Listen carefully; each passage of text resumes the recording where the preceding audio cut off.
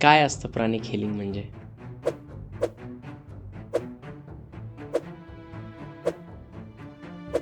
का खराब होतो म्हणजे हा ऑरा? काही त्याच्यासाठी कारणं म्हणजे आणि आपल्या नजरेला पण दिसतो. आता तुम्ही बसलेला आहात तर तुमच्या भोवती एक वलय आहे जे व्हाईट कलरचं मला दिसतं इथे. आणि न्यूट्रल ऑरा असतो काही? न्यूट्रल ऑरा म्हणजे हा व्हाईटच असतो. फक्त काय होतं माहिती का, त्याच्यामध्ये काही पार्टिकल्स असतात त्या ऑरामध्ये. केल्यामुळे म्हणजे इथे टॅपिंग केल्यामुळे ते ॲटोमॅटिक आपल्या सप्तचक्रांना एक तो संदेश जातो. ओके. आपल्या ज्यात मेमरीज आहेत म्हणजे थॉट प्रोसेस जी आहे आपली ती हळूहळू चेंज पण व्हायला लागते. कोण येतात प्राणिक हिलरकडे?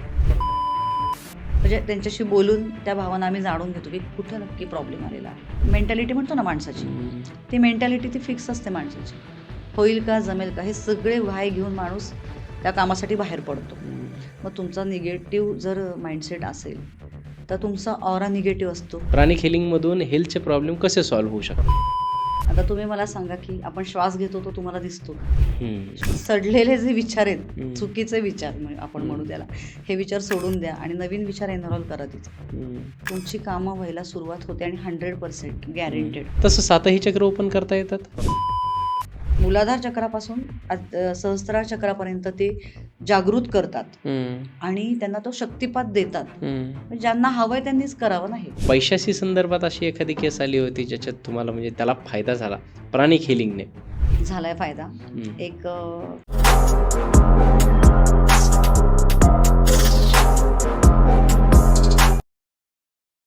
हाय, हॅलो, नमस्कार. मी डॉक्टर राज जाधव. महाराष्ट्राच्या सर्वात समृद्ध मंचावरती तुम्हा सर्वांचं पुन्हा एकदा खूप खूप खूप स्वागत आहे.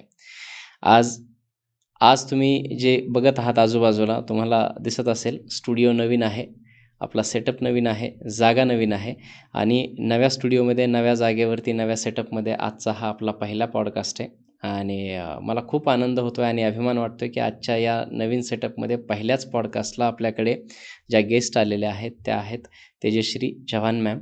आणि त्या प्राणिक हिलर आहेत, लाईफ बॅलन्सिंग कोच आहेत.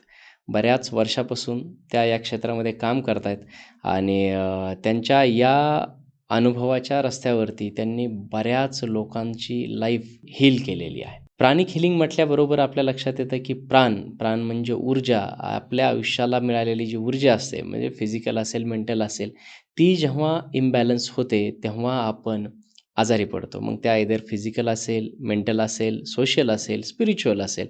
आणि त्या आजारपणाला हील करण्यासाठी म्हणून काम करत आहेत तेजश्री चव्हाण मॅम. त्या लाईफ बॅलन्सिंग कोच देखील आहेत. होपोनोपोनो असेल, त्याच्यानंतर ETF असेल, त्याच्यानंतर आपलं NLP आहे. या सगळ्या क्षेत्रामध्ये त्यांनी भरीव असं काम केलेलं आहे. आणि आजचा जो पॉडकास्ट आहे तो प्रेक्षकांसाठी अत्यंत उपयुक्त अशा पद्धतीचा होणार आहे. पॉडकास्ट शेवटपर्यंत बघा, बिलकुल चुकवू नका. याच्यातून तुम्हाला खूप सारी व्हॅल्यू मिळेल ही मला खात्री आहे. चला, जास्त वेळ घेत नाही, आपण सरळ वळूयात आजच्या आपल्या guest Tejashree Chavan ma'am. Ma'am, खूप खूप नमस्कार. स्वागत आहे तुमचं राजमंचावरती. कशा आहात? थँक्यू. मस्त, एकदम छान. बरं. मी जसं म्हटलं की आता आपली ओळख तर ऑलरेडी झालेलीच आहे, परंतु प्रेक्षकांसाठी तुम्ही नवीन आहात. राजमंचावरती तुमचा डेब्यू आहे. हा पहिला पॉडकास्ट शेवटचा नसेलच, परंतु प्रेक्षकांसोबत तुमची ओळख व्हावी म्हणून तुमचं थोडक्यात जर तुम्ही इंट्रोडक्शन दिलं तर आपण नंतर मुक्त चर्चा करूयात. Yes, thank you. मी तेजश्री चव्हाण. मी एक हिलर आहे आणि pranic healing, psychology healing, crystal healing, सप्तचक्र हिलिंग यात आपली स्पेशालिटी आहे. आणि काही टूल्स आणि टेक्निक्स पण आपण वापरतो. त्याच्यामध्ये आपण होपोनोपो, EFT, NLP, law of attraction, manifestation या सगळ्या ज्या गोष्टी आहेत त्या आपण त्याचं सॉल्युशन देतो. याच्यावर आपण सॉल्युशन देतो. काय असतं प्राणिक हिलिंग म्हणजे? आभामंडल. बरोबर. प्राणिक हिलिंग म्हणजे आपल्या शरीराच्या भोवती जे एक आभामंडल आहे, जसं की आपण देवदेवतांचे फोटो बघतो तेव्हा ते एक वलय दिसतं त्यांच्या फोटोच्या भोवती. ते वलय हे आपल्या भोवती पण असतं हे वलय. पण ह्या म्हणजे प्राणिक हिलर जो आहे त्याला हे वलय दिसू शकतं. त्याच्यामध्ये स्टडी केल्यानंतर हे वलय दिसतं. हो, नजरेला दिसतं. इवन ते त्याचा ऑरा, आभामंडललाच ऑरा म्हणतात. वाइब्स, ऑरा हे सगळे शब्द त्याचेच आहेत. तो कित्येक मीटर मोठा आहे. अच्छा. ह्याचं काउंटिंग पण केलं जातं. त्याचं एक मशीन सुद्धा आहे. तर त्याच्याने ते ऑरा काउंट पण केला जातो. तर आपल्याकडे खूप जे संत महंत मंडळी आहेत किंवा आपले प्राईम मिनिस्टर मोदी, त्यांचा सुद्धा ऑरा खूप आहे, जबरदस्त ऑरा आहे त्यांचा सुद्धा. तर असे खूप लोक आहेत की त्यांचा ऑरा खूप मोठा आहे. आणि आपल्या सगळ्यांभोवती जो ऑरा आहे तो साधारण म्हणजे आपल्या पॉझिटिव्हिटीवर खूप अवलंबून आहे. ही व्यक्ती किती पॉझिटिव्ह आहे, त्याचं काम कसं आहे, किती धार्मिक आहे, किंवा आध्यात्मिक लेवल काय आहे त्याची, या सगळ्या गोष्टींवर तो ऑरा असतो. तो जर ऑरा डिप्लीट झाला म्हणजे इम्बॅलन्स असेल, खराब असेल ऑरा, तर माणूस आजारी पडतो किंवा आजारी पडल्यानंतर ऑरा खराब होऊ शकतो असंही आपण म्हणू शकतो. असं आहे ऑराचं. का खराब होतो म्हणजे हा ऑरा? काय कारण असतात? काही त्याच्यासाठी कारणं म्हणजे तशी भरपूर कारणं आहेत. हेल्थ वाईज कारण विचारलं तर हेल्थ आहे किंवा तुम्ही ज्या ह्याच्यामध्ये राहता, काय म्हणतात त्याला, एन्व्हायरमेंट. हां, ज्या एन्व्हायरमेंटमध्ये तुम्ही राहता तिथलं एन्व्हायरमेंट निगेटिव्ह असेल. म्हणजे सपोज आपलं एखादं घर आहे पण त्या घरामध्ये सतत भांडणं, वादविवाद, कुणाचं कुणाशी पटत नाहीये, इतर खूप प्रॉब्लेम्स आहेत, हेल्थ वाईज प्रॉब्लेम आहेत, तर त्या घरातल्या लोकांचा ऑरा हा खराब असू शकतो. ओके. हां, किंवा तुम्हाला जर एखादा फीवर झाला म्हणजे ताप आलाय, सर्दी खोकला झाला असेल, तर तुम्ही जर ऑरा चेक केला तर त्या ऑरामध्ये तो एक ग्रेश कलर दिसतो. ॲक्च्युली जो ऑराचा कलर हा पांढरा शुभ्र आहे. हां, पण जेव्हा तुम्ही आजारी असता तेव्हा तुमचा त्याचा शेड ग्रे असतो. आणि आम्हाला स्कॅनिंग केल्यानंतर हे लगेच लक्षात येतं. आम्ही हाताने स्कॅन करतो. हाताने स्कॅन करता? हो, येस, हाताने स्कॅन केलं जातं. जसं की एखादा इथं कप आहे किंवा इथं म्हणजे वस्तूचा पण ऑरा चेक केला जातो. भाजीपाला किंवा एखादा टेबल आहे, वस्तूंना ऑरा असतो? वस्तूंना निर्जीव सुद्धा, निर्जीव वस्तूंना देखील? निर्जीव वस्तूंना सुद्धा ऑरा असतो. अच्छा. आणि हाताचे काही पॉईंट्स आहेत ते प्रेस करून आणि युनिव्हर्सची ऊर्जा घेऊन आपण हाताने स्कॅनिंग करून तो ऑरा चेक करू शकतो. मगाशी तुम्ही मशीनबद्दल बोललात. त्या मशीनमध्ये ऑरा किती दूरपर्यंत आहे हेच दिसतं की ऑरा दिसतो सुद्धा त्या मशीनमध्ये? ऑरा दिसतो त्याच्यामध्ये. बरं. आणि तो किती दूरपर्यंत पसरलेला आहे तर त्याचं ते पण त्याच्यामध्ये दिसतं. पण आता खूप लोकांकडे ते मशीन म्हणजे मोठ्या मोठ्या जे प्राणी किलर्स आहेत ते त्या मशीनचा उपयोग करतात. आपण हाताने सुद्धा तो चेक करू शकतो आणि आपल्या नजरेला पण दिसतो. आता तुम्ही बसलेला आहात तर तुमच्या भोवती एक वलय आहे जे व्हाईट कलरचं मला दिसतंय इथून. मला नाही दिसत म्हणजे ती अच्छा, नजर, ती तुमची साधना असेल. ती माझी साधना आहे, तीच नजर. ओके. ते बघायचं कसं हे पण शिकवलं जातं प्राणी किलिंगमध्ये. ओके. प्रत्येकाला हे वलय आहे आणि ते वलयच आपल्याला सांगतं की तुमचा ऑरा कसा आहे. बरं, ते चांगलंही असेल आणि वाईटही असेल की न्यूट्रलही असेल? न्यूट्रलही असतं. असं काही नाही की ते चांगलं आणि वाईटच असतं. चांगला ऑरा पांढऱ्या रंगाचा? चांगला ऑरा हा पांढरा शुभ्र रंगाचा असतो. आणि निगेटिव्ह ऑरा? निगेटिव्ह ऑरा हा ग्रेश असतो. कधी कधी तो ब्लॅकिश पण असतो. ब्लॅक. आपण जे म्हणतो नजर लागली आहे, करणी झाली आहे, जादूटोणा आहे, बरं, ह्या गोष्टींमध्ये लगेच कळतो की ऑरा कसा आहे त्या व्यक्तीचा. त्या व्यक्तीचा ऑरा हा डार्क ग्रे कलरचा असतो. ओके. म्हणजे ब्लॅकिशकडे झुकणार. म्हणजे ब्लॅकिशकडे झुकलेला असतो तो ऑरा. आणि न्यूट्रल ऑरा असतो काही? न्यूट्रल ऑरा म्हणजे हा व्हाईटच असतो. फक्त काय होतं माहिती का, त्याच्यामध्ये काही पार्टिकल्स असतात त्या ऑरामध्ये. तर ते पार्टिकल्स पण खूप कमी प्रमाणात असतात, पण ते ग्रेशकडे झुकलेला असतो तो ऑरा.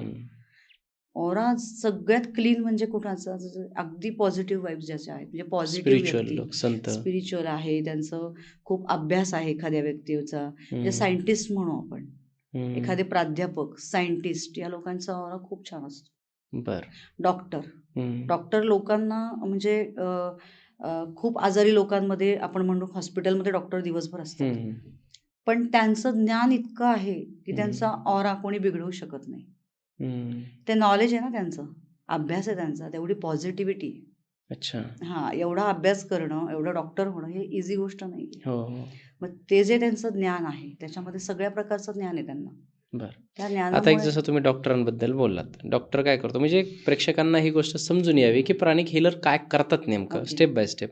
डॉक्टरकडे पेशंट आजारी असले, सर्दी खोकला थंडी ताप झाला, डॉक्टरांकडे येतात. डॉक्टर त्यांना ठीक करण्यासाठी आयदर गोळ्या देतील, औषधं देतील, सलाईन लावतील किंवा ऑपरेशन करतील. ह्या स्टेजेस आहे. ठीक आहे. मग प्राणिक हिलरकडे मी का येतो, का म्हणजे मग कोण येतात प्राणिक हिलरकडे? बरोबर, छान प्रश्न आहे. प्राणिक हिलरकडे कोण येतात की ज्यांचं खूप खूप दिवसांपासून म्हणजे आजार, काही ना खूप असे क्रॉनिक डिसीज आहेत, तर त्यांना त्याच्यातनं समाधान मिळत नाहीये, बरोबर. काहीतरी लोकांनी हे ऐकलेलं आहे, बऱ्याच लोकांनी, की प्राणिक हिलिंग आहे बाबा किंवा ऊर्जेवर हे काम करतं. मग त्यांना जर कोणी सांगितलं तर ती लोक आपल्याकडे येऊन भेटतात आपल्याला, की ह्याच्यावर आम्हाला इलाज करायचा आहे, असं असं आम्हाला प्राणिक हिलिंगबद्दल आम्ही ऐकलेलं आहे. आणि विश्वास सगळ्यात महत्त्वाचा, म्हणजे की त्या गोष्टीवर विश्वास पाहिजे, तुमची ऊर्जा कशी आहे त्याच्यावर. आता एखाद्याला क्रॉनिक आजार म्हणजे कॅन्सरच्या लेवलचे आजार सुद्धा हिलिंगनी बरे झालेले आहेत. प्युअरली हिलिंग नाही, प्युअरली हिलिंगनी म्हणजे मेडिसिन घ्यावे लागतात हां. त्याच्यासोबत. मग माझा फक्त तोच हिलिंग प्रश्न आहे. नाही, फक्त हिलिंग करून नाही. फक्त हिलिंग करून काय होतं बरं, की तुम्हाला अगदी जस्ट एक पेन आहे, मायग्रेन आहे, डोकं दुखतंय तुमचं, हातपाय दुखतायत, कुठलाही पेन आहे किंवा सर्दी खोकला आहे, असे छोट्या आजारांसाठी नुसतं हिलिंग करून सुद्धा आजार बरे होतात. ओके. हां, पण खूप क्रॉनिक डिसीज आहे आणि खूप जुना आहे आजार. म्हणजे कॅन्सर सारख्या आजारांमध्ये ही सप्लिमेंटरी थेरपी म्हणू हां, शकतो, complimentary therapy. Yes, yes, yes. Okay. हे आपण करू शकतो. कुठल्या सेक्टरमध्ये काम करतं प्राणिक हिलिंग?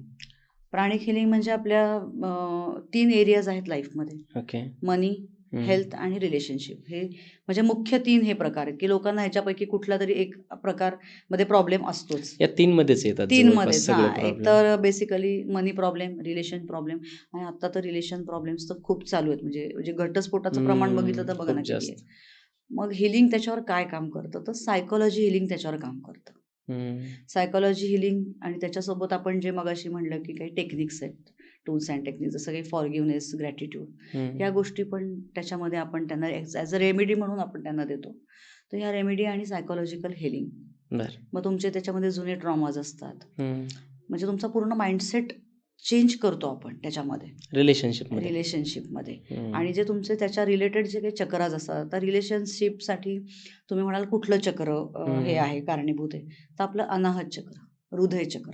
ओके. हां, हृदय चक्र म्हणजे त्या वेदना झालेल्या असतात ना, काहीतरी गोष्टी घडल्यामुळे तुमची केस आत्ता म्हणजे डिवोर्सपर्यंत गेलेली आहे, बरोबर. मग फक्त डिवोर्स हाच विषय नाही आहे, आईचं मुलांचं पण रिलेशन आहे, भावाभावांचं रिलेशन आहे, सासू मैत्री असू सासऱ्यांबरोबर शकते. मैत्री, म्हणजे रिलेशन म्हणजे कुठलाही प्रकार. पण त्याचा त्रास कुठं होतो, तुमच्या अनाहत चक्राला झालेला असतो. तुमचं आज्ञाचक्र डिप्लेक्ट असतं, म्हणजे तुमचं नियंत्रण गेलेलं असतं ना मनावरचं. म्हणजे ज्याची सद्विवेक बुद्धी असती, ज्याचं नियंत्रण इथे आज्ञाचक्र इथे असतं, ज्याची सद्विवेक बुद्धी कायम जागी आहे, तर तो निर्णय घेताना व्यवस्थित निर्णय घेतो ना. तडकाफडकी निर्णय घेत नाही, की आता तुझं माझं भांडण झालं, संपलं, तू तिकडं मी इकडं. म्हणजे हे जे आहे ना, हे कमी करण्याचं प्रमाण आम्ही करतो. अच्छा. मग तुम्ही अनाहत चक्रावर जेव्हा हिलिंग करता किंवा तुमचं आज्ञाचक्रावर जेव्हा हिलिंग करता, त्याच्यामध्ये बाकीचे पण चक्र आम्ही बॅलन्स करतो. कारण कसं असतं, एक चक्र केलं आणि दुसरे काही प्रॉब्लेम असतील तर मग सगळ्या 7 चक्रांवर त्याचं हिलिंग केलं जातं. आणि जास्त पॉईंट ऑफ व्ह्यू म्हणजे अनाहत चक्र आणि आज्ञाचक्र, रिलेशनशिपसाठी. आता आपण हेल्थ, वेल्थ आणि रिलेशनशिप या 3 गोष्टींवरती प्राणिक हिलिंग काम करते. रिलेशनशिपपासून तुम्ही सुरुवात केलेली, म्हणून त्याच्याबद्दलच मला विचारायला आवडेल. हे काय होतं, की पॉडकास्ट प्रेक्षक बघत असतात आणि बघत असताना त्यांच्या मनात जे प्रश्न येतात ते विचारायला मला आवडतात. आता जसं तुम्ही सांगितलं, की रिलेशनशिपचा इश्यू घेऊन एखादा व्यक्ती माझ्याकडे आला, आपण त्याला हेल करतो. एका जोडीमध्ये किंवा नवरा बायकोमध्ये भांडणं आहे, त्यांची डिवोर्सपर्यंत केस चाललेली आहे आणि त्याचा अनाहत चक्र ठीक करून तो डिवोर्स वाचवता येईल? फक्त अनाहत चक्र, आज्ञाचक्र पण आपण जसं आज्ञाचक्र, अनाहत चक्र ह्या गोष्टी आपण हील तर करतोच, पण एक आपण त्यांना काउन्सिलिंग करतो. काउन्सिलिंगमध्ये आपण त्यांचे काही जुने, म्हणजे त्यांची एक पूर्ण हिस्ट्री, आपण आपल्याकडे एक फॉर्म असतो, त्या फॉर्ममध्ये आपण त्यांची पूर्ण हिस्ट्री घेतो. काउन्सिलिंगमध्ये त्या गोष्टी सगळ्या येतातच. मग ते कशामुळे, म्हणजे सुरुवात कुठून झाली, बरं, मग ते कोण कुठं चुकलं तो विषय नाहीये, हे इथपर्यंत पोहोचलं का. तर हे जे काही जुने ट्रॉमाज असतात, जे डोक्यामध्ये काही विचार असतात, आता संशय, आपण एक्झाम्पल फॉर संशय असू शकतो, किंवा मतांतर पण असू शकतं. मग हे कुठं झालेत, मग त्या जुन्या गोष्टी त्यांच्या डोक्यातून बाहेर काढायच्या, किंवा जे ट्रॉमाज आहेत किंवा ज्या मेमरीज आहेत, थॉट्स आहेत त्यांचे एकमेकांबरोबरचे, ह्या सगळ्यांवर आम्ही स्टडी करतो. मग त्यांना कुठलं टेक्निक द्यायचं, त्याच्यासाठी आम्ही एक फॉरगिव्हनेस आणि ग्रॅटिट्यूड हे करून घेतो. EFT हे एक टेक्निक असं आहे, की इमोशनल फ्रीडम टेक्निक.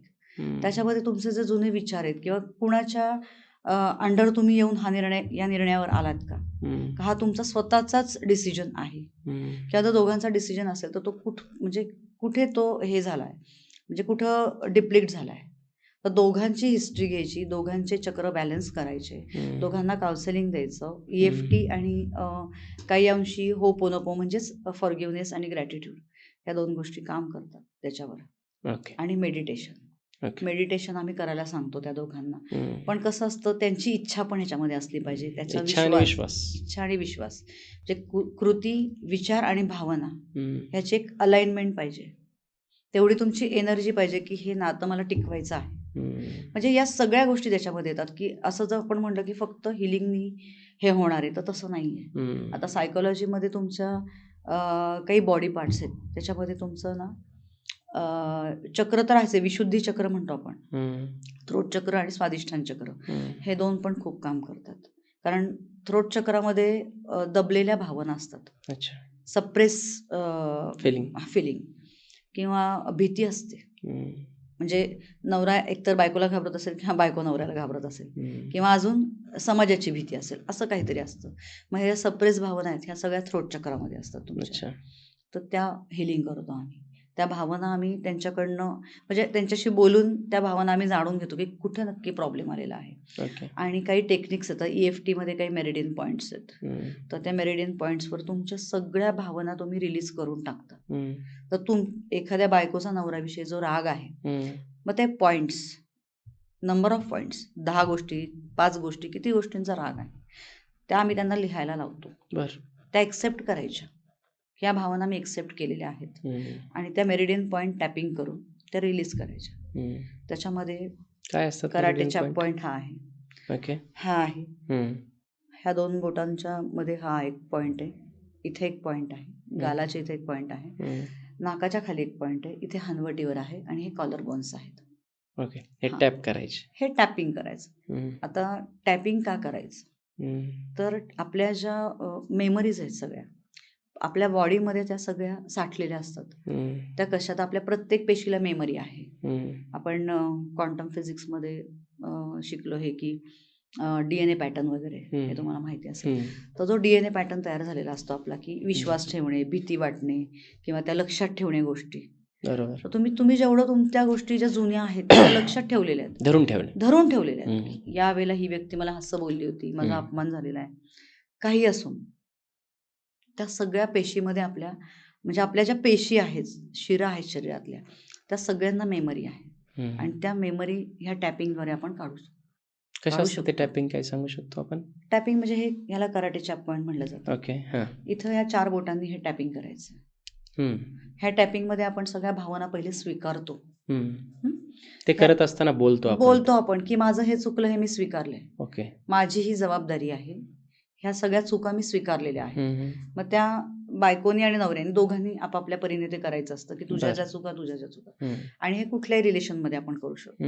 तर या पॉइंटला आपण ह्या एक्सेप्ट करायच्या भावना, आणि नंतरचे जे पुढचे पॉइंट आहेत, मेरिडियन पॉइंट, जे की सगळ्या सप्तचक्रांना अलाइन आहेत, कनेक्ट आहेत.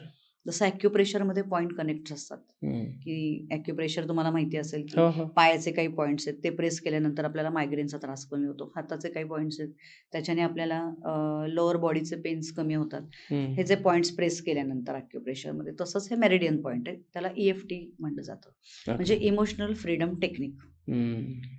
हे टेक्निक खूप छान काम करतं, अतिशय सुंदर काम करतं. कुठल्या कशात काम करतं हे? सगळ्याच विषयामध्ये, फक्त रिलेशन नाही, हेल्थ वेल्थ सगळ्या ह्याच्यामध्ये. मनी प्रॉब्लेम असो, तुमचा फायनान्शियल प्रॉब्लेम असो, तुमचे जुन्या चुका, जुने ट्रॉमास तुम्ही EFT करून रिलीज करता. पण आता हे ऐकत असताना प्रेक्षकांच्या मनात हा प्रश्न येईल की आपण समजा रिलीज करतोय, इथे मी टॅप करतोय आणि बोलतोय की मी माझी चूक ॲक्सेप्ट केली, मी माफ केलं वगैरे, असं हे केलं, ठीक आहे. हे ग्रॅटिट्यूड आणि फॉरगिव्हनेसमध्येच आलं, आपले जे काही अफर्मेशन बोलतो किंवा जे बोलतोय ते त्याच्यामध्ये आलं. मग इथे टॅप न करता बोललं तरी होऊ शकतं का? इथे टॅप केल्यावर फास्ट होतं? टॅप म्हणजे काय होतं, आपण बॉडीला एक सिग्नल दिलेला आहे ना. टॅपिंग करून काय केलंय आपण, सिग्नल दिलेला आहे बॉडीला. खूप छान.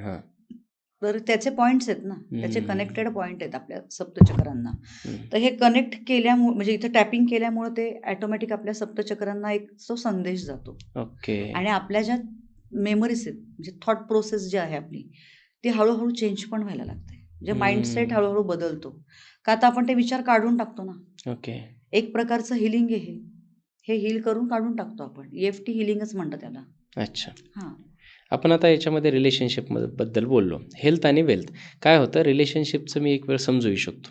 तुम्ही प्राणिक हिलिंग ज्या पद्धतीने बोललात, की आपण रिलेशनशिपमध्ये अनाहत चक्र आणि आज्ञाचक्र आपण हे केलं, तर आपली सतत विवेकबुद्धी जागी होते, हां. विचार करण्याची क्षमता थोडी बदलते, राग कमी होत हो. असेल आणि नातेसंबंध सुधारत असतील.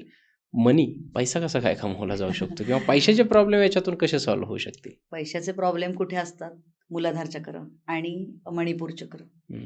हे 2 चक्र त्याला खूप जबाबदार आहेत. बरं. बाकीचे चक्र तर आहेच आहेत, पण हे 2 जास्त चक्र आहेत. पैशांसाठी मूलाधार आणि मणिपूर चक्र. मनी. त्याचं नावच मनी आहे. मणिपूर चक्र.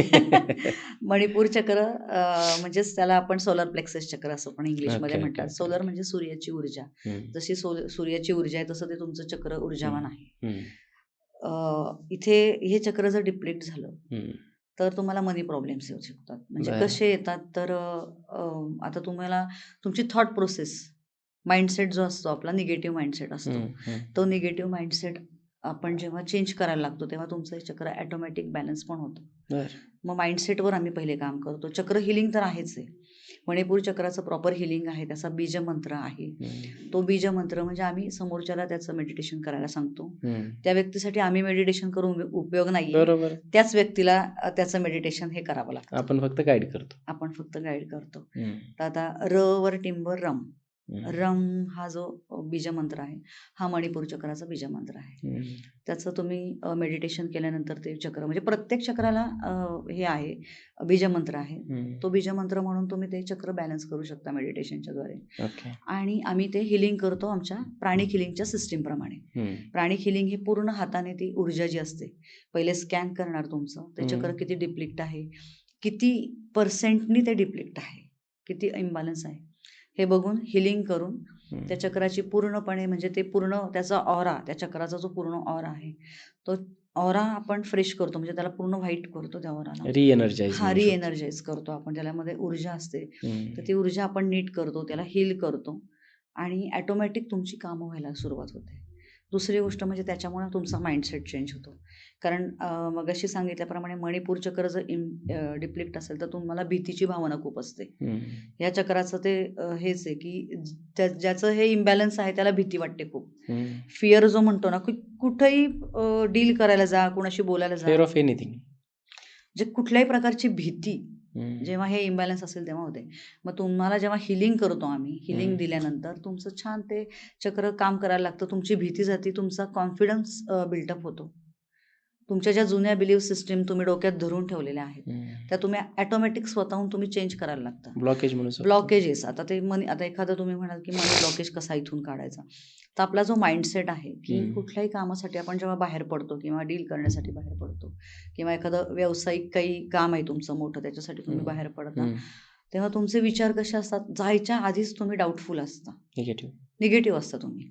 माझं हे काम होईल का, म्हणजे सगळीकडे व्हाय जो असतो ना, व्हाय होईल का, जमेल का, भेटेल का, करेल का, हे सगळे प्रश्न बॅक ऑफ द माइंड चालू असतात किंवा सबकॉन्शियस माइंडने ते आधीच म्हणजे मेंटॅलिटी म्हणतो ना माणसाची, ती मेंटॅलिटी ती फिक्स असते माणसाची. होईल का, जमेल का, हे सगळे व्हाय घेऊन माणूस त्या कामासाठी बाहेर पडतो. मग तुमचा निगेटिव्ह जर माइंडसेट असेल तर तुमचा ऑरा निगेटिव्ह असतो, थोडासा डिप्लीट झालेलाच असतो, तुमची चक्र डिप्लीट झालेली असतात. मग तुम्ही ते त्या ऑऱ्यासोबत तुम्ही बाहेर गेलात आणि तुमचं कामासाठी तुम्ही एखादं काम म्हणजे टेंडर आहे किंवा डील आहे, ते डील करायला तुम्ही गेलात तर ते काम तुमचं होईल कसं, अडथळे तिथून सुरुवात होतात. म्हणजे याच्यासाठी तुम्ही हील करा, माइंडसेट नीट करा तुमचा आधी. माइंडसेट म्हणजे विचार करण्याची पद्धत. कधी कधी लोक फक्त विचार करतात, कृती करतच नाहीत, असं पण आहे. म्हणजे अर्धवट सगळं काम, विचार, कृती आणि भावना हे एका लाईनीत आलं पाहिजे सगळं. अगदीच. तिथं EFT इथं पण काम करतं. मग अशी मी सांगितल्याप्रमाणे ग्रॅटिट्यूड, प्रत्येक गोष्टीला ग्रॅटिट्यूड देणं खूप गरजेचं आहे. आणि आपल्या कंट्रीजमध्ये आपल्या भारतात फे खूप कमी आहे. बाहेरच्या कंट्रीजमध्ये प्रत्येक क्षणी म्हणजे लहान मुलाला पण त्यांनी सॉरी आणि थँक्यू म्हणायला शिकवलेलं आहे.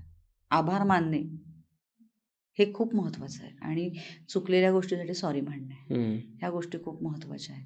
म्हणजे ह्या सगळ्या गोष्टी जेव्हा तुम्ही तुमच्या माइंडसेटमध्ये स्वतःला पॉझिटिव्ह करता आणि तुमची विचार करण्याची पद्धत जेव्हा तुम्ही बदलता तेव्हा हे सगळी कामं तुमची व्हायला लागतात. नवीन विचार, जुने विचार काढून टाका, नवीन विचार तिथे एनरोल करा. श्वास सुद्धा आपण घेतो, इनहेल आणि एक्झेल. नवीन श्वास, जुना श्वास सोडल्याशिवाय नवीन श्वास घेतो का आपण? नाही घेत. मग श्वासांचं जसं आहे तसंच गणित आपल्या कामाचं. तुम्ही जुने विचार सोडून द्या, जुनं सोडा, नवीन जुने सडलेले जे विचार आहेत, चुकीचे विचार आपण म्हणू त्याला, हे विचार सोडून द्या आणि नवीन विचार एनरोल करा तिथे. तुमची कामं व्हायला सुरुवात होते आणि 100% गॅरेंटेड.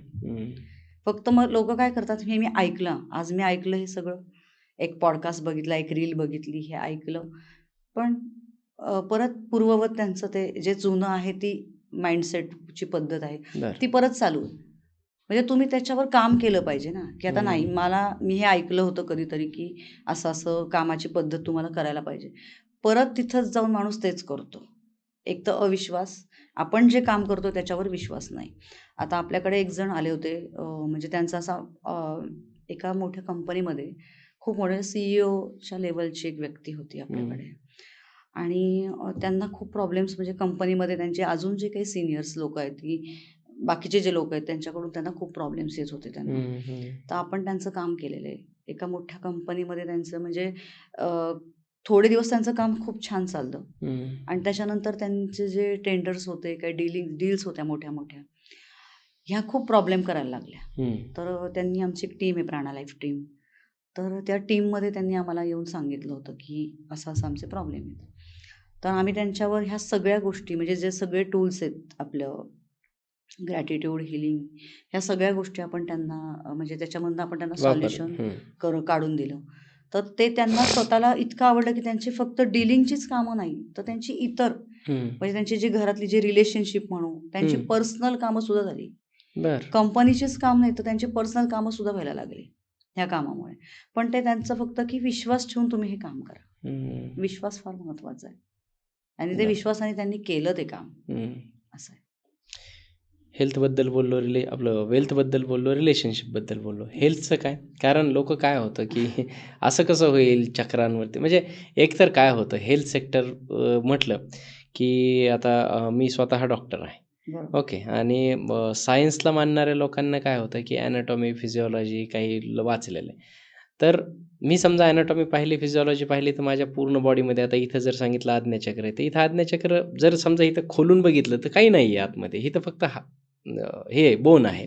जिथं जिथं सांगतोय तिथं तर आतमध्ये काहीच नाही, असं सर्वांचं मत असतं. पहिली गोष्ट तिथून सुरुवात होते. आणि दुसरं की मी काहीतरी आजारी पडल्याच्या नंतर कोणीतरी समजा चक्र बॅलन्स करून मला त्याच्यातून ठीक करू शकतो, हे याच्यावरती लोकांचा फार विश्वास बसत नाही. त्यांना काय उत्तर द्याल की, आणि कसं होतं हे प्राणिक हिलिंगमधून हेल्थचे प्रॉब्लेम कसे सॉल्व्ह होऊ शकतात? कसे सॉल्व्ह होतात? खूप छान प्रश्न आहे.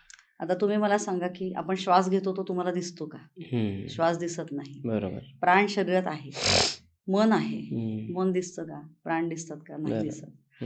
तसंच हे चक्र आहेत, आणि ह्या चक्रांचा जो स्टडी आहे हा 4 ते 5 हजार वर्षापूर्वी आपल्या उपनिषदांमध्ये आहे, वेदांमध्ये ह्याचा स्टडी केला गेलेला आहे. त्याचा म्हणजे उल्लेख आहे.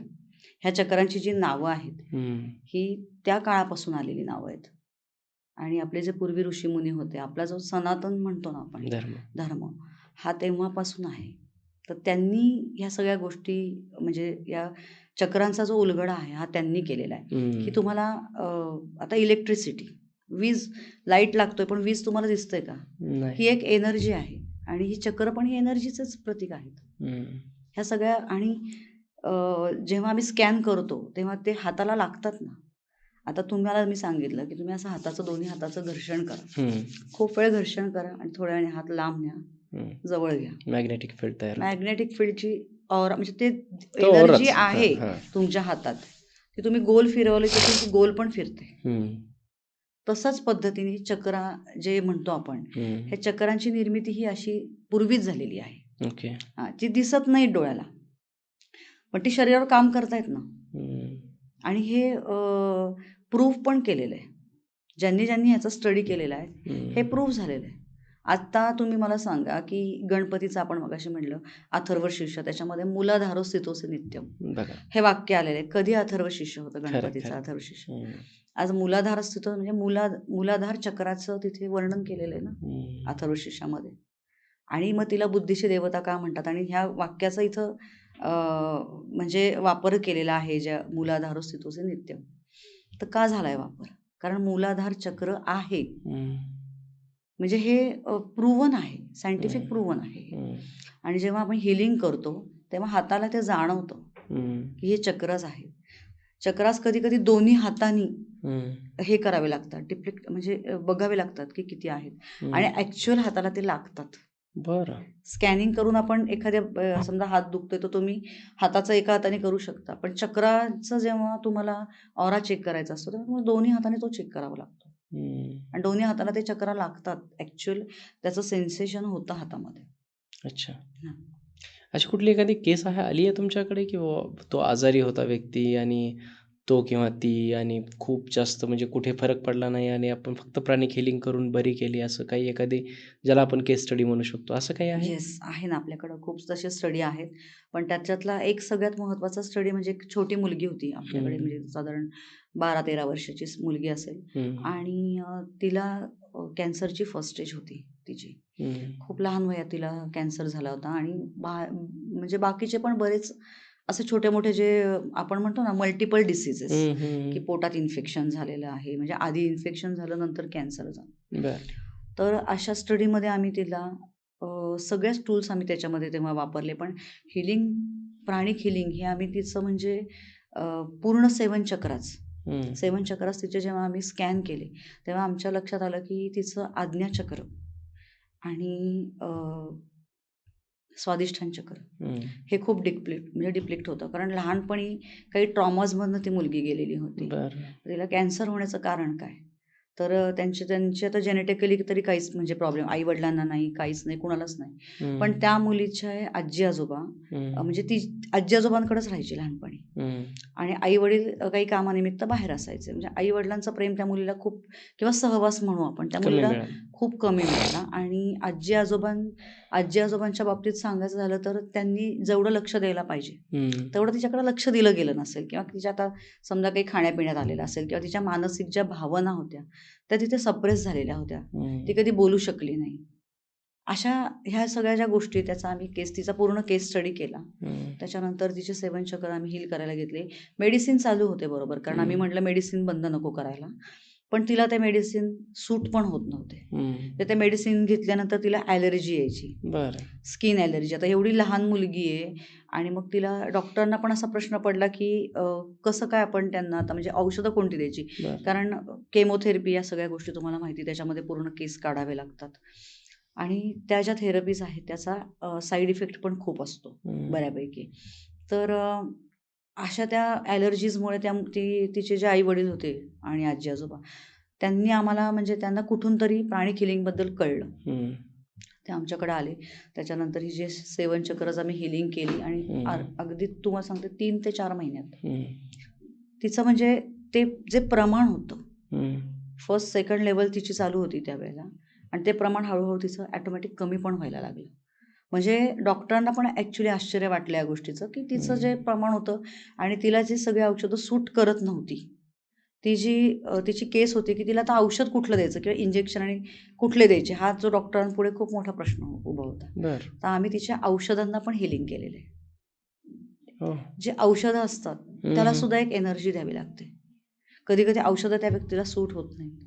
तर त्या औषधाला सुद्धा एनर्जी दिली तर ती औषधं त्या व्यक्तीसाठी काम करतात. आम्ही तिच्या औषधांना एनर्जी दिली. तिच्या म्हणजे ती ज्या ठिकाणी ॲडमिट होती त्या जागेला आम्ही एनर्जी दिली तिथे जाऊन. बरं. म्हणजे तिची पूर्ण पॉझिटिव्ह केली ती जागा. आणि मग तिचं तर हिलिंग चालूच होतं. सप्तचक्रांचं हिलिंग केलेलं आहे आम्ही तिथे पूर्णपणे. काय स्टेटस आहे आता? खूप छान, म्हणजे पूर्ण ती कॅन्सर फ्री झालेली आहे आणि छान चालू आहे तिचं, म्हणजे स्कूल वगैरे सगळं चालू आहे. आणि सगळ्यात महत्त्वाचं म्हणजे आई-वडिलांनी एक्सेप्ट केलं की मुलीला आपल्याजवळ ठेवणं किती गरजेचं आहे. तिच्या आईने तिच्यासाठी आता तो आय-टीचा म्हणजे तिचा जो काही जॉब होता तो सोडून दिलेला आहे. आणि आजही ते लोकं आम्हाला म्हणजे खूप त्यांनी पण आमच्यासाठी म्हणजे एका त्यांची मुलाखत झालेली आहे. बरं. पुण्यात नाही, आपलं मुंबईचं टाटा हॉस्पिटल का काहीतरी आहे, तिथं त्यांची मुलाखत झालेली आहे. आणि त्याच्यामध्ये त्यांनी ह्या सगळ्या गोष्टीचा उल्लेख पण केलेला आहे. खूप छान केस स्टडी म्हणजे माझ्या आयुष्यातलं तर म्हणजे माझ्यासाठी हे तर खूप नवीन होतं, कारण त्यावेळेला मी स्वतः हे शिकत होते, नवीन होतं माझ्यासाठी सगळं, आणि मी टीमवर्कमध्ये होते बर. आणि हे टीमवर्क जेव्हा बघितलं तेव्हा माझा अजून विश्वास त्याच्याबद्दल अजून हे झाला, दृढ आणि झाला. मग मी क्रिस्टल हिलिंग त्याच्यानंतर केलंय. मी सायकोलॉजी पर्यंत झालं होतं माझं, आणि कुठेतरी असं वाटत होतं की इथे हिचं स्टॉप करावं. मी माझ्या घरच्यापुरता विचार केला होता की फक्त आपल्या घरातल्यांना हिलिंग करता आलं तरी खूप म्हणजे बास आहे म्हणजे. पण मला असं वाटलं की नाही, हे शिकायला पाहिजे, आपल्याबरोबर बाहेरच्या लोकांना फायदा झाला तर खूप छान आहे. आणि नंतर मग मी इंडिव्हिज्युअल स्टडीज पण भरपूर घेतले. पण माझ्या लाईफमधली ही सगळ्यात मोठी केस होती, ही कॅन्सरची होती. हां, म्हणजे मी इंडिव्हिज्युअल पण घेतलेले आहेत, पण त्याच्यामध्ये मी मायग्रेन किंवा थायरॉइड, मी मायग्रेन ठीक होतं प्राणिक हिलिंग? येस, प्राणिक हिलिंगनी मायग्रेन पूर्णपणे ठीक होतो. त्याच्यामध्ये आपण ह्या गोष्टी पण घेतलेल्या आहेत, EFT आणि फॉरगिव्हनेस आणि सप्तचक्र हिलिंग. ह्या 3 गोष्टी वापरून आपण पूर्णपणे, आणि मी स्वतः एक जिवंत उदाहरण म्हणजे थायरॉइड. मला 2010 मध्ये थायरॉइड झाला होता. अच्छा. हां, पुण्यामध्ये रास्तापेठेत एका डॉक्टरांकडे माझी स्वतःची केस चालू होती, आणि माझं 58 किलो वजन होतं. ते डायरेक्ट माझं 47 किलो वजन झालं. 47 किलो वजन झाल्यानंतर मी म्हणजे वजन कमी होत होतं, मला लक्षात नाही आलं की कशामुळे वजन कमी होतंय, पण ॲक्च्युली थायरॉइडमुळे ते माझं वजन कमी झालेलं होतं. अच्छा. आणि तेव्हा तर मी ह्याच्यात हिलिंगमध्ये नव्हते, पण मी औषध गोळ्या चालू केल्या होत्या, योगासनं वगैरे करत होते, पण त्यावेळेला मेडिटेशनची मला ऑटोमॅटिक आवड निर्माण झाली.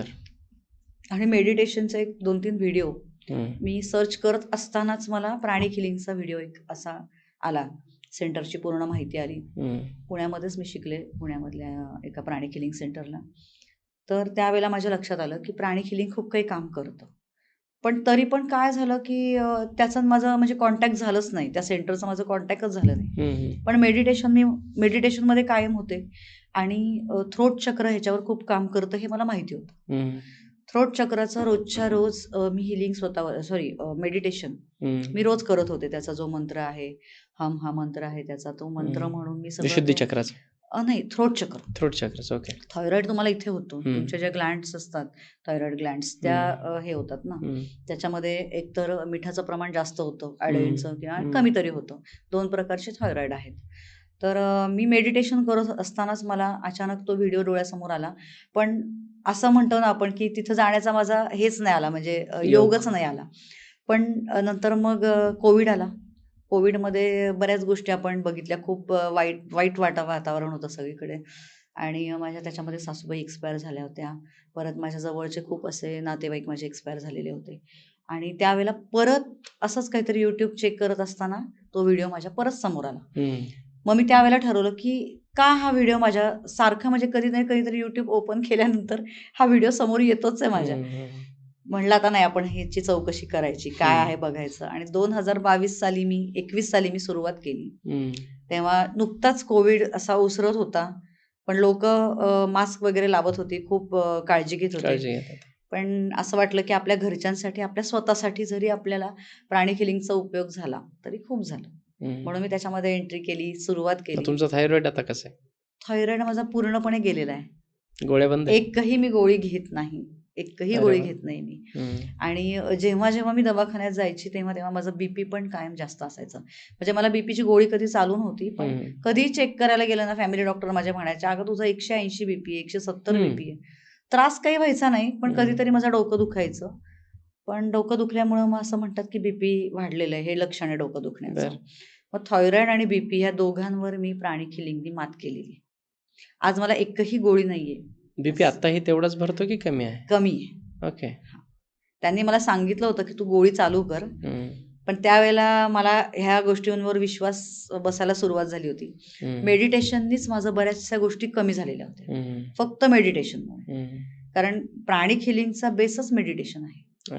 तुम्ही प्राणिक हिलिंग करायच्या आधी जर तुम्हाला मेडिटेशन नसेल जमत, तुमचा मनावर जर ताबा नाहीये, कंट्रोल नाही, तर तुम्ही दुसऱ्याला हील नाही करू शकत.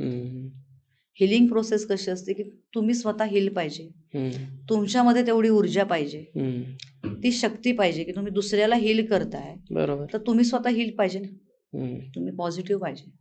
मला त्यावेळेला खूप वाईट वाटायचं की जेव्हा मी गेले क्लासमध्ये आणि मॅडमनी माझा ऑरा चेक केला. मॅडम म्हणल्या, तुम्हाला या गोष्टींवर काम करायला पाहिजे. त्यावेळेला मी थायरॉइड माझा बऱ्यापैकी कमी झालेला होता मेडिटेशनमुळे, पण आपण अजून तो हिलिंग करून कमी केला. मग तेव्हा माझं बीपी पण आता तर मी कधीही दवाखान्यात गेले तरी माझं बीपी कायम नॉर्मलच असतं, बीपी नसतं आता मला.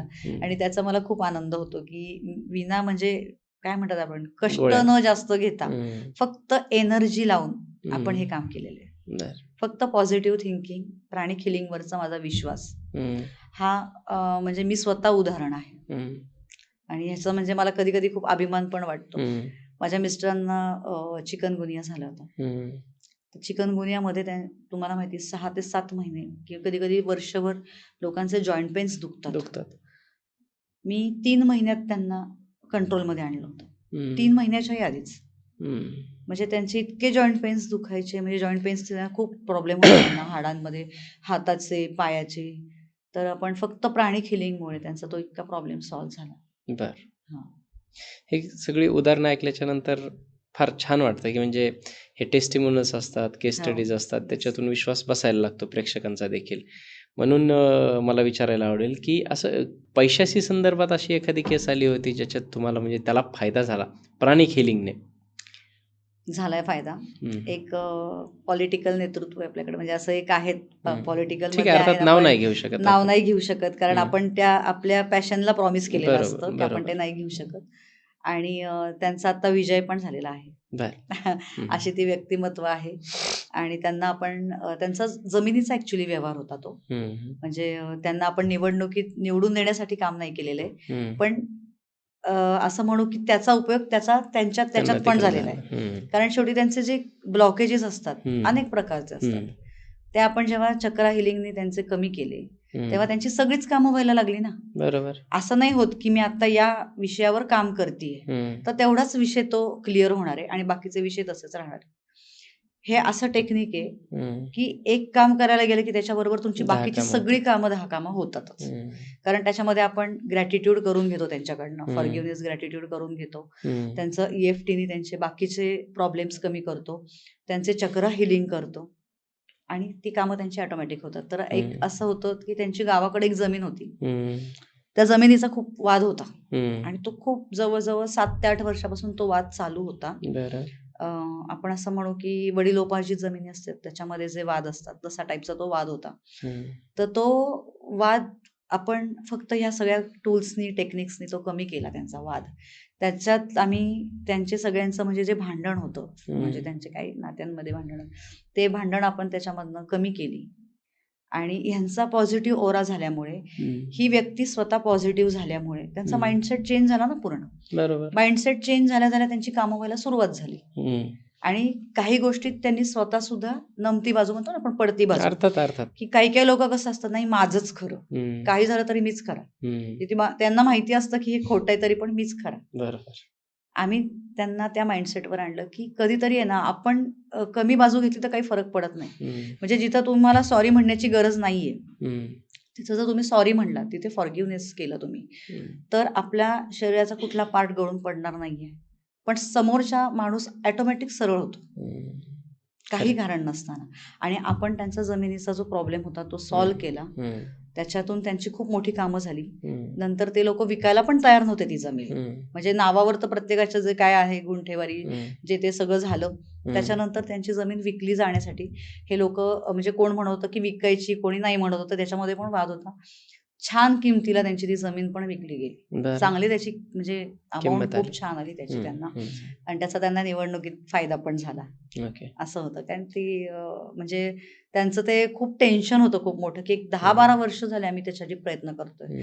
आणि असंच त्यांना एक संदर्भ मिळाला होता आपला, म्हणजे आपली एखादी केस स्टडी त्यांनी ऐकली असेल कुठून तरी, त्यांना कोणीतरी सांगितलं होतं आणि सगळ्यात पहिले त्यांचा विश्वास नव्हता. तिथून सुरुवात होती आमची की हा विश्वास त्यांचा म्हणजे पहिले हे करायचा, त्यांचा विश्वास बिल्ड करून मग पुढे ते काम करायचं. पण तरी सुद्धा 4 ते 5 महिन्यात त्यांचं ते काम झालेलं आहे. येस, 4 ते 5 महिन्यात काम झालेलं. एखादा सप्तचक्र ऍक्टिव्ह असलेला व्यक्ती आणि एखादा 7ही चक्र ब्लॉक असलेला व्यक्ती, काय फरक असतो दोन्हीमध्ये?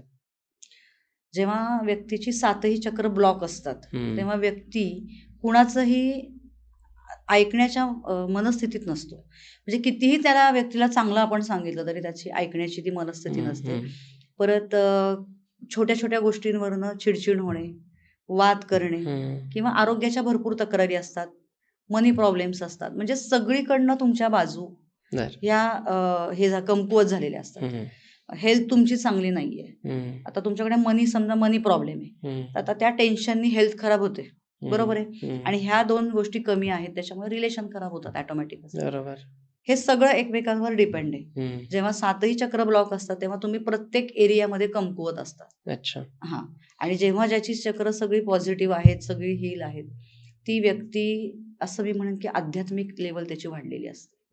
आणि ज्याची आध्यात्मिक लेवल चांगली आहे, त्याचा त्या गोष्टीवर विश्वास आहे, ती व्यक्ती प्रत्येक क्षेत्रात त्याचं नाव असतं. अच्छा. हां.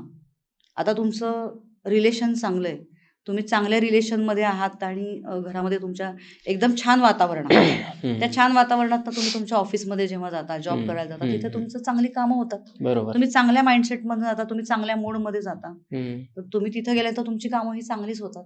आणि कामं चांगल्या झाल्यानंतर त्याचा रिझल्ट तुमच्या वेल्थमध्ये येतोच ऑटोमॅटिक. असं हे सगळं एकमेकांवर डिपेंड आहे. बरं. आता काय होतं की बऱ्याचदा तुम्ही आता प्राणिक हिलिंग करता, म्हणजे एखादा पेशंट तुमच्याकडे आला, क्लायंट म्हणू शकतो, एखादा व्यक्ती तुमच्याकडे आला तर तुम्ही त्याचे 7 चक्र बॅलन्स करून देता किंवा त्याचा जो प्रॉब्लेम ज्या चक्राशी निगडीत असेल त्याचं ते चक्र ॲक्टिवेट करून देता किंवा त्याचा ब्लॉक हटवता, बरोबर. बऱ्याचदा एक शक्तिपात नावाची संकल्पना मी माझ्या पॉडकास्टच्या माध्यमातून शिकलेलो आहे याच्यातून, की आज्ञाचक्र जागृत केलं जातं. इथे भ्रूमध्यावरती अंगठा ठेवून वगैरे शक्तिपाताने आज्ञाचक्र ओपन केलं जातं. 7 चक्रापैकी ते एक चक्र आहे. तसं 7ही चक्र ओपन करता येतात? नाही. 7ही चक्र तुम्हाला बॅलन्स करता येतील, ऍक्टिव्ह करता येतील, पण ओपन नाही. जेव्हा 7ही चक्र तुमची व्यवस्थित म्हणजे पॉझिटिव्ह आपण म्हणतो अलाइनमेंटमध्ये येतात, तेव्हा तुमची, मी आता सांगितल्याप्रमाणे, तुमची सगळी कामं व्यवस्थित मार्गी लागतात सगळ्या तिन्ही एरियाजमध्ये. पण ज्यांना आध्यात्मिक लेवल ज्यांची वाढवायची, त्यांनीच या गोष्टी कराव्यात. शक्तिपात, कुंडलिनी जागरण, ज्याला आपण कुंडलिनी जागरण म्हणतो.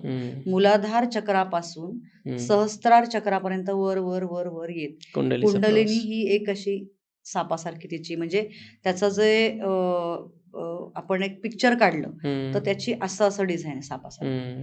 मूलाधार चक्रापासून सहस्त्रार चक्रापर्यंत ते जागृत करतात आणि त्यांना तो शक्तिपात देतात. ज्यांना हवंय त्यांनीच करावं नाही.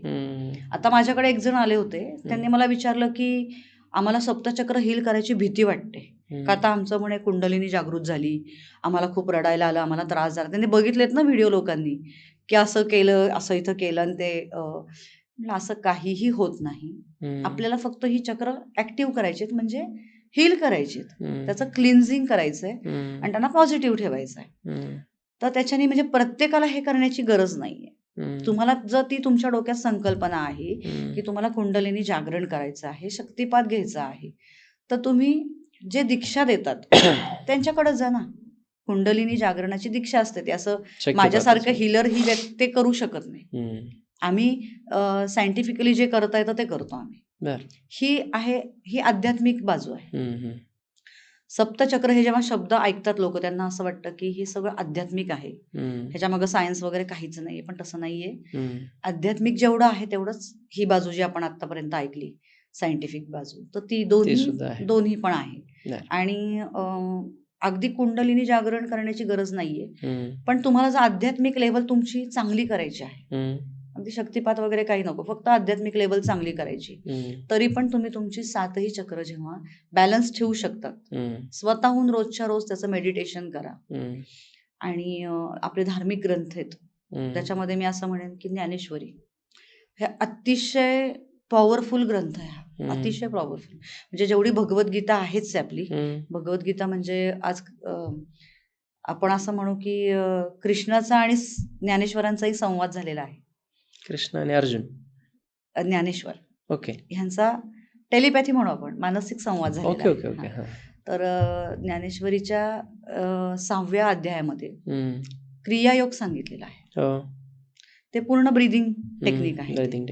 तर ते ब्रीदिंग टेक्निक का आहे, ते का सांगितलेलं आहे, तर इथून पुढं म्हणजे आपली ही जी पिढी आहे, ही जी सगळं जनरेशन आहे पुढे जे, तर त्या लोकांनी ज्ञानेश्वरी वाचावी, या क्रियायोगाचा त्यांनी उपभोग घ्या, म्हणजे वापर करावा वापर चांगला, करावा. आणि स्वतःच्या हेल्थला चांगलं ठेवावं.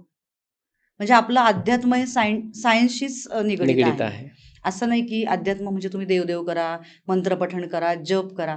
त्याला म्हणजे धार्मिक वेगळं आणि आध्यात्मिक वेगळं. आध्यात्मिक. धर्म वेगळा सांगतो, धार्मिक कामं वेगळी आहेत. पूजा करणे, व्रतवैकल्य करणे, उपास-तापास करणे ही धार्मिक गोष्ट आहे. अध्यात्म तुम्हाला स्वतःच्या आतमध्ये तुम्ही काय आहात, ते दाखवतं. तुमच्या आत्म्याचा शोध घ्यायला सांगतो. बरं, आता जर मला एक हं. माझा प्रश्न, प्रेक्षकांचा प्रश्न, की सप्तचक्र अलाइन करायचे आहेत, बॅलन्स करायचे आहेत, काय काय पर्याय आहेत त्याच्यासाठी?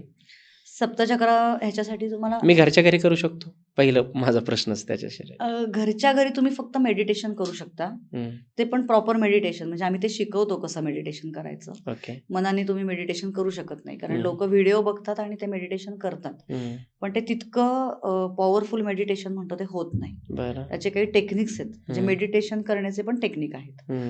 कारण बॅक ऑफ द माइंड तुम्ही खूप विचार करताय आणि ध्यानाला बसलाय आणि बीजमंत्र म्हणत चाललाय 108 वेळा, तर त्याला काहीच अर्थ नाहीये. मेडिटेशन शिकणं ही पण एक कला आहे, आणि ध्यान कसं लागणं त्याच्यामध्ये ब्रीदिंग टेक्निक हा पहिला विषय आहे. बरोबर. तर ब्रीदिंग टेक्निक ज्याला जमलं त्यालाच मेडिटेशन जमू शकतं. तर ब्रीदिंगवर आम्ही काम करतो, ब्रीदिंग करून घेतो व्यवस्थित त्यांचं, आणि मग मेडिटेशन शिकवतो. अच्छा. आणि मेडिटेशन नंतर मग तुम्हाला सप्तचक्र कशी हील करायची, त्यासाठी आम्ही ऑनलाईन अपॉइंटमेंट वगैरे घेऊन ते सगळं शिकवतो, आम्ही कसं करायचं, आम्ही स्वतःही करून देतो. ओके. हां, आणि काही त्याच्याबरोबर रेमेडीज असतात, म्हणजे छोट्या मोठ्या रिच्युअल्स असतात, ते तुम्हाला अगदी त्याच्यासाठी काही फार वेळ घालवायचा नाहीये, म्हणजे अगदी 1 तास तिथे बसायचंय देवासमोर किंवा पहाटेच उठायचंय असं काही नाही. मेडिटेशनला पहाटेची वेळ चांगली आहे, कारण डिस्टर्ब करणार कोणी नसतं. किती वेळेचं असतं हे रोजचं मेडिटेशन? मेडिटेशन तुम्ही कमीत कमी 20 मिनिटं करू शकता, जास्तीत जास्त तुम्ही कितीही करू हा शकतो. करू शकतो, पण कमीत कमी माणसाने म्हणजे 20 मिनिटं तरी बसावंच लागणार आहे. बिझी शेड्यूलमध्ये 20 मिनिटं मेडिटेशन आणि 15 मिनिटं ब्रीदिंग टेक्निक, पाऊण तास तुम्ही जरी स्वतःवर दिला सकाळचा, तरी खूप खूप गोष्टी चेंज होतात. ओके. खूप चेंज होतात. सगळ्यात पहिले स्वतःमध्ये चेंज होतो, माइंडसेट चेंज होतो, आपला विचार करण्याची पद्धत चेंज होते सगळी. अशा या सगळ्या साधारणतः किती दिवसात होतं हे सप्तचक्र अलाइनमेंट? तुम्ही सांगितलेल्या मेडिटेशननुसार, तुम्ही सांगितलेल्या पद्धतीने, तुम्ही सांगितलेल्या वेळेत केलं तर? बरं, त्या व्यक्तीचा एक तर सगळ्यात पहिले या गोष्टीवर विश्वास पाहिजे. ओके. ही गोष्ट त्यांनी म्हणजे घेणं, आपण म्हणतो ना एखादी गोष्ट आपण शिकवलेली ती ग्रहण करणे, घेणे, हे ते किती दिवसात ते घेऊ शकतात, शिकतात, त्याच्यावर पण अवलंबून आहे. बऱ्याच लोकांना मेडिटेशन ही संकल्पना म्हणजे जमतच नाही, म्हणजे स्पष्ट येऊन सांगतात आम्हाला की आम्हाला मेडिटेशन जमतच नाहीये. पण मग मेडिटेशन शिकणं हे गरजेचं आहे त्याच्यासाठी, असं मला वाटतं. मेडिटेशन केल्यानंतर आपण खूप पॉझिटिव्ह होतो, त्याच्यानंतर आपली सप्तचक्रांवर जेव्हा हिलिंग करायला सुरुवात होते, तेव्हा याची मदत याला मिळते, ते लवकर होणार आहे. बरोबर. आम्ही हिलिंग करतो, आमचं काम आम्ही करतोच आहे. आता डॉक्टर जेव्हा तुम्हाला गोळ्या देत आहेत, डॉक्टरांनी गोळ्या दिल्या, तुम्हाला हे सांगितलं की हे असे असे व्यायाम करा, इतक्या वाजता ही गोळी घ्या, हे टॉनिक घ्या, पण तुम्ही घरी गेल्यानंतर त्याच्यातली अर्धीच 50% कामं केली आणि केलीच नाही, ते होणार नाही. बरोबर. सो सप्तचक्र आमच्याकडनं आम्ही हिलिंग करून देतो आणि मेडिटेशन करायला कसं ते शिकवतो. पण साधारण माझ्या मते तरी 1 महिन्याच्या आत हे सगळं शिकता आलं पाहिजे, आणि एकदा का ती हील झाली की ती परत डिप्लेक्ट पण होऊ शकतात, कारण तुम्ही रोज दुसरीकडे जाणार आहे. तुम्ही कोणी म्हणजे एखादी व्यक्ती एक्सपायर झाली तर त्याच्या तिथे जाणार आहात, तुम्ही आजारी व्यक्तीला बघायला जाणार आहात, किंवा तुम्ही वकील असाल तर तुम्ही खूपच डेंजर झोनमध्ये असता कायमच. मग अशा तुम्ही जर खूप ठिकाणी वावरत असाल तर तुम्हाला रोजचं मेडिटेशन आणि स्वतःचं हिलिंग हे खूप गरजेचं आहे, आणि हे एवढे जरी रिच्युअल केले डेली तरी खूप फायदा होतो. हे सगळं केल्याच्या नंतर आपले सप्तचक्र अलाइन होतील. येस, आपला ऑरा क्लीन होईल, रादर तो पॉझिटिव्ह होईल. बरोबर. हे सगळं हे केल्याच्या नंतर बाकी हे सोडून असे काही उपाय असतात का, काही ऑरा क्लीन करण्याचे किंवा काही? कारण काय होतं, मी जेव्हा बाहेर जातो ते आजूबाजूला आता नाही म्हटलं तरी 70-80% निगेटिव्हिटीच आहे. 90% म्हटलं तरी हरकत नाही निगेटिव्हिटी. मी त्या सराउंडिंगमध्ये जातो, त्यांना बोलतो, फिरून येतो, मग ती निगेटिव्हिटी घेऊन येतो. मग ते फक्त मेडिटेशन हाच उपाय आहे की बाहेर काही घरगुती उपाय देखील असतात? काही एक छोटी अशी एक रेमेडी आहे की रोज खडे मिठाच्या पाण्याने आंघोळ करायची, जे रॉ सॉल्ट म्हणतो आपण, रॉक सॉल्ट. खडे मीठच लागतं त्याला? खडे मीठच लागतं. ओके. तुरटीचा पण वापर करतात, हम्म. पण मी म्हणेन की खडे मीठ जास्त काम करतं. ओके. किंवा ॲटलिस्ट आपण एखाद्या ठिकाणावरून अशा ठिकाणाहून आलो हम्म. तर हातपाय तरी धुवावे खडे मिठाच्या पाण्याने. ओके. थोडंसं गरम पाणी 2 चमचे खडे मीठ वापरलं हम्म. तर तुमचा ऑरा कायम क्लीन राहतो. हम्म. कारण आता आपले जुने रिच्युअल्स तुम्हाला माहिती आहे की आपण कुठूनही जाऊन आज सुद्धा आपण कोणी एखादी व्यक्ती गेली आणि आपण इथं आलो तर घरी आलो तर आपण काय करतो, पहिले आंघोळ करतो. ते कपडे सगळे आपण सगळे फ्रेश कपडे वेअर करतो, आंघोळ करतो. हम्म. आणि पूर्वी सुद्धा घराच्या बाहेर हम्म. बकेट म्हणजे बादली ठेवलेली असायची. पण आता फ्लॅट सिस्टीममध्ये हे शक्य नाहीये. म्हणून आपण हे छोटे रिच्युअल करायचं. इवन दो आपण कधी कुठे जाऊ आपल्याला माहित नाहीये, बरोबर? हम्म. त्यामुळे हम्म. सकाळच्या अंघोळीच्या पाण्यामध्ये तुम्ही मीठ 2 चमचे खडे मीठ जरी टाकलं आणि त्याने अंघोळ केली, हम्म. इतका फायदा आहे हा. हम्म. म्हणजे मी जेव्हा स्वतः हिलिंगमध्ये नवीन होते ना, तर मला जेव्हा मॅडमनी सांगितलं, तेव्हा मला एक तर पहिले हसायला आलं की खरं आहे का हे? पण मी जेव्हा हे सुरू केलं, म्हणजे मी शिकत होते, मी कोणावर माझं स्वतःवर पण हिलिंग मी करत नव्हते. पण फक्त खडे मिठाचं पाणी वापरून मला काय अनुभव आलेत हे माझं म्हणजे मलाच माहिती की माझ्या किती गोष्टी पॉझिटिव्ह व्हायला लागल्या. बरं. अडचणी दूर व्हायला लागल्या, कामं माझी फटाफट व्हायला लागली. ह्याच्या छोट्या छोट्या गोष्टींचा एक्सपिरियन्स हा येतोच. फक्त नित्यनियमाने हे करणं गरजेचं आहे. आणि हे तुम्ही शिकवता सुद्धा, कसं करायचं हे सुद्धा शिकवता? हो, येस. कसं करायचं हे पण त्याचे शिकवते. काही क्लासेस वगैरे घेता? क्लासेस सध्या माझे म्हणजे मी मध्ये घेत होते क्लासेस. आता काय झालेलं आहे, आता ऑफलाईन ट्रीटमेंटच खूप चालू आहेत. म्हणजे सॉल्युशन देणं खूप चालू आहे. बरं. तर कोचिंग क्लास पुढे आपण चालू करणार आहोत. फेब्रुवारीच्या एंडिंगमध्ये कदाचित माझे चालू पण होतील नक्कीच क्लासेस. सुरू करा, कारण याची गरज आहे गरज लोकांना. आहे. आणि हां. या संपूर्ण पॉडकास्टमध्ये मी बऱ्याचदा तुम्हाला हे प्रश्न विचारण्याची बऱ्याच ट्राय केला की म्हणजे काही छोटे छोटे नुसखे काही असं, पण तुम्ही काही नाही सांगितलं. मेडिटेशन आणि ज्या पद्धतीने तुम्ही प्राणिक हो. हिलिंग करता ते सायंटिफिक कसं आहे हे तुम्ही पटवून दिलं. खूपच सुंदर मॅम. येस. खूप छान. काही सांगायचं जे माझ्याकडून विचारायचं राहिलं आणि तुम्हाला अगदी सांगायचं होतं या रिलेटेड?